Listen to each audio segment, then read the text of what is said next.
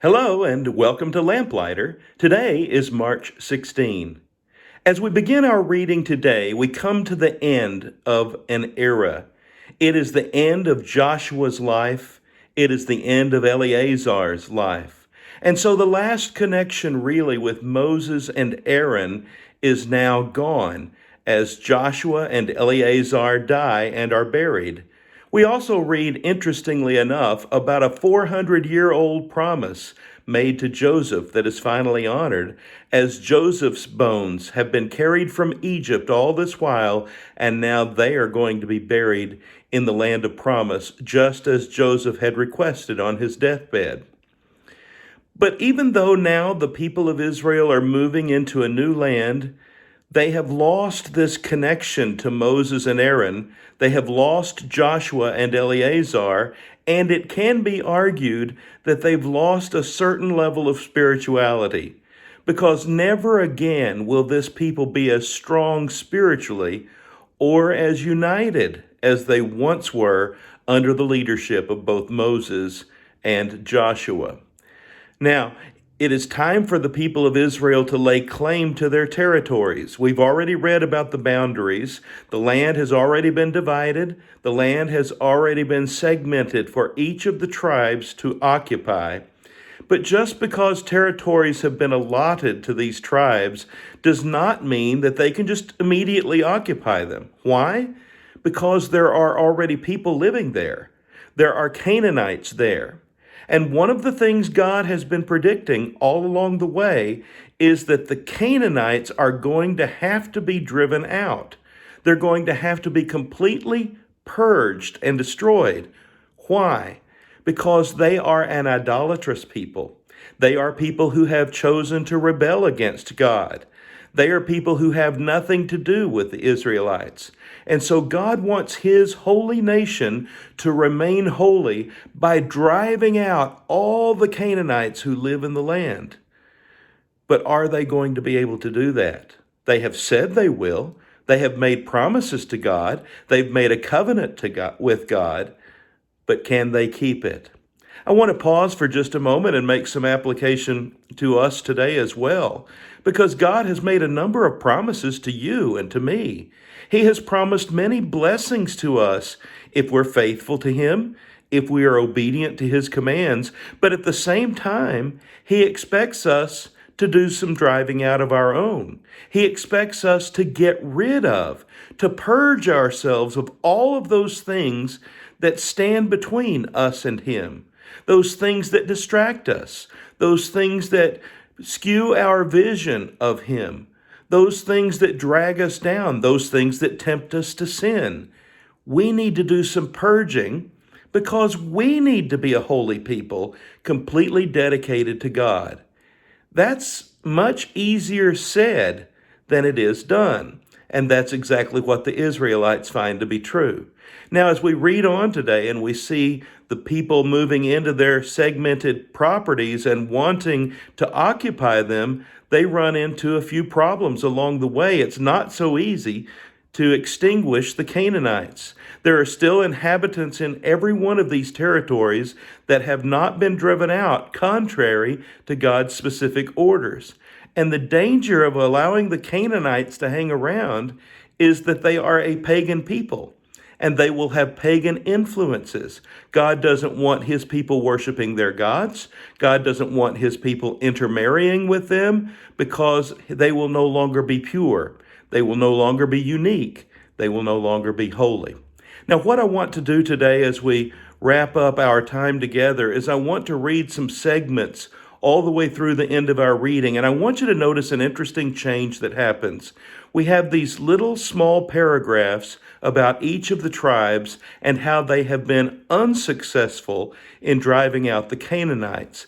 So some of the lands and some of the people we see are never conquered. I want to start on page 345 of your reading. And notice the statement about 2/3 of the way down the page, the failure of the eastern tribes. These are the 2.5 tribes on the eastern side of the Jordan. But the Israelites did not drive out the people of Geshur and Maacah, so they continue to live among the Israelites to this day. What about Ephraim? The failure of Ephraim. They did not dislodge the Canaanites living in Gezer to this day. The Canaanites live among the people of Ephraim, but they're required to do forced labor. What about the failure of Manasseh? The Manassites were not able to occupy these towns, for the Canaanites were determined to live in that region. However, when the Israelites grew stronger, they subjected the Canaanites to forced labor, but did not drive them out completely. Then we read of the failure of Judah. Judah could not dislodge the Jebusites who were living in Jerusalem. To this day, the Jebusites live there with the people of Judah. We turn the page. We see more failures. Failure of Benjamin. The Benjamites, however, failed to dislodge the Jebusites who were living in Jerusalem. To this day, the Jebusites live there with the Benjamites. Failure of Zebulun. Neither did Zebulun drive out the Canaanites living in Kitron or Nahalal, who remained among them, but they did subject them to forced labor. Failure of Asher. Nor did Asher drive out those living in Akko or Sidon or Alab or Akzib or Helba or Aphek or Rehob, and because of this, the people of Asher lived among the Canaanite inhabitants of the land. Now, I want to pause right there for a moment and ask you if you noticed a change here. All the failures we've read about before Asher, we saw how the Canaanites were still there. They were just living among the Israelites. And in some cases, those Canaanites were forced into labor, slave labor. But when you get to Asher, you notice a change happens. Now the language is not that the Canaanites are living among the Israelites, but just the opposite. This is so bad now that the Israelites just happen to be there living among the Canaanites. That's certainly not what God had in mind. It gets worse. Let's read on. Failure of Naphtali. Neither did Naphtali drive out those living in Beth Shemesh or Beth Anath, but the Naphtalites too lived among the Canaanite inhabitants of the land, and those living in Beth Shemesh and Beth Anath became forced laborers for them. Listen to this one. Failure of Danites. The Amorites, that is the people who already live there, the Amorites confined the Danites to the hill country, not allowing them to come into the plain. Who's in control here? The Canaanites are controlling the Danites, the Israelites. This is not at all what God had in mind. And so we read down to this section where it says failures breach covenant. The angel of the Lord went up from Gilgal to Bochim and said, I brought you up out of Egypt and led you into the land that I swore to give your forefathers. I said, I will never break my covenant with you, and you shall not make a covenant with the people of this land, but you shall break down their altars. Yet you have disobeyed me. Why have you done this? Now therefore I tell you that I will not drive them out before you. They will be thorns in your sides, and their gods will be a snare to you. God says, I wanted you to drive them out.